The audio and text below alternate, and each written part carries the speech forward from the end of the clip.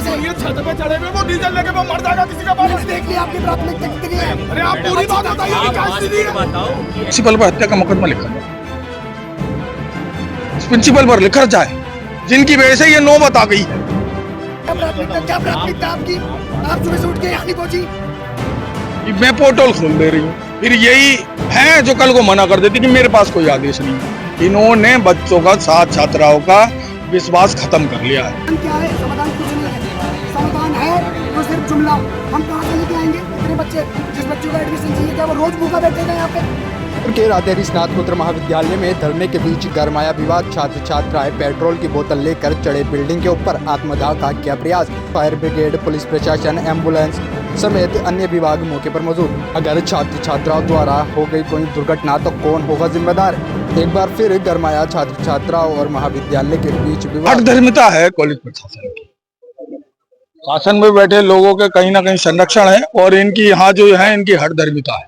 इनको अपना कमरा तो पता है कि कैसा कराना है, उनमें लाखों रुपए लगाने। लेकिन इस महाविद्यालय में लगभग 9000 छात्र छात्राएं हैं। उनके शौचालय की व्यवस्था नहीं है, उनके पानी की व्यवस्था नहीं है। और जो कुछ छात्र जो वंचित रह गए हैं अपने एडमिशन से, उनकी सीटें बढ़ाने के लिए ये आंदोलन इतने दिन से चल रहा है। लेकिन जिस महाविद्यालय में मुझे लगता है इस राधे हरी के, इस महाविद्यालय के इतिहास में पहली बार कोई छात्र 100 घंटे भूख हड़ताल पर बैठा, इतिहास रचा है उस रिंकू ने।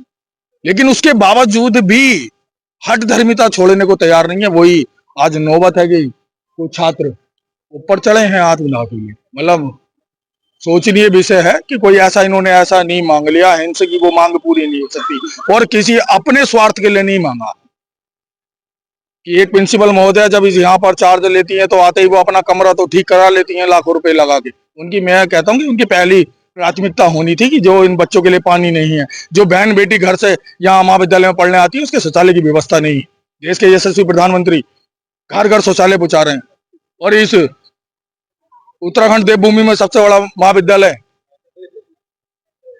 3रे नंबर पर आता, क्षेत्रफल में तो इस उत्तराखंड का सबसे बड़ा है, और उसकी स्थिति ये है। अरे जाए ना, मैं कहता हूँ यहाँ का जितना ये स्टाफ है ये जाए तो प्रिंसिपल महोदय जरा शौचालय में जाए तो 4 दिन पता चल जाएगा। लेकिन इतनी हठधर्मिता ठीक नहीं है। ये वानर सेना फूंक देगी लंका। जिस कुर्सी पर बैठे हैं ये सोच रहे हो कि ये परमानेंट है, तो कोई भी कुर्सी स्थायी नहीं है। स्थायी हो तो अपने घर ले जाना, ये रहने नहीं देंगे। ऐसी स्थिति क्यों बनी, क्या कहना चाहिए? हठधर्मिता है ना, होता है ना, आदमी में एक घमंड होता है, एक हठधर्मिता होती है। उन्होंने मन बना लिया कि नहीं सुनिए कौन है, क्योंकि सब मध्यम परिवारों के बच्चे हैं। लेकिन इन्हें ये पता नहीं है ये कितनी बड़ी ताकत है। ये भूल गए हैं कि ये एबीवीपी संगठन इस देश का सबसे बड़ा छात्र संगठन है। जिस तरह की परिस्थितियां, अगर कोई दुर्घटना हो जाती है तो उससे जिम्मेदार इस प्रिंसिपल पर हत्या का मुकदमा लिखा जाए, इस प्रिंसिपल पर लिखा जाए जिनकी वजह से ये नौबत आ गई है। अरे इतनी सी मांग, 4-7 दिन से तुम्हारे यहाँ भूख हड़ताल पर बच्चे धरना दे रहे हैं यहाँ। अरे तुम्हारे भी बालक हैं, इतनी मानवता होनी चाहिए। बालक हैं, उनकी कोई ऐसी तो नहीं थी। और अभी भी शासन प्रशासन के सामने इतनी बड़ी घटना होने के बाद भी उच्च अधिकारियों को अगर फोन कर रहे हैं तो उनको पूरी बात नहीं बता रहे हैं। उन्हें बता रहे हैं बालक छत पे चढ़ गए। अरे छत पे नहीं चढ़े, घूमने गए छत पे, वो घूमने गए छत पे, वो पेट्रोल लेके साथ खड़े हैं यार। तुम कोई, मेरे को तो लगता है कि प्रिंसिपल मन बनाए बैठी है कि कोई घटना इस महाविद्यालय में करते।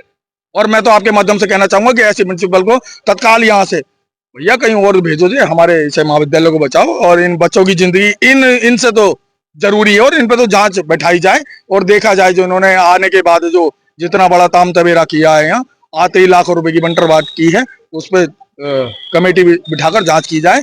और अगर ये दोषी पाए जाए तो इन्हें घर बैठाया जाए, और जितनी अब तक की तनख्वाह दी है इनसे तो रिकवरी करवाने की स्थिति में कहूँगा शासन सरकार से मांग करता हूँ कि ऐसे जो लोग कुर्सियों पर बैठे इनकी जांच होनी चाहिए। अभी आप प्रिंसिपल से बात कर रहे थे, उन्होंने कुछ कहा है आपसे? क्या कहा है और बच्चों के लिए क्या कह रहे हैं? कुछ नहीं कहा है। वो ये कहते कहते इन बालकों से तो उन्हें लगभग साल भर हो गया कि मैं पोर्टल खोल दे रही हूँ, फिर यही है जो कल को मना कर देती कि मेरे पास कोई आदेश नहीं है।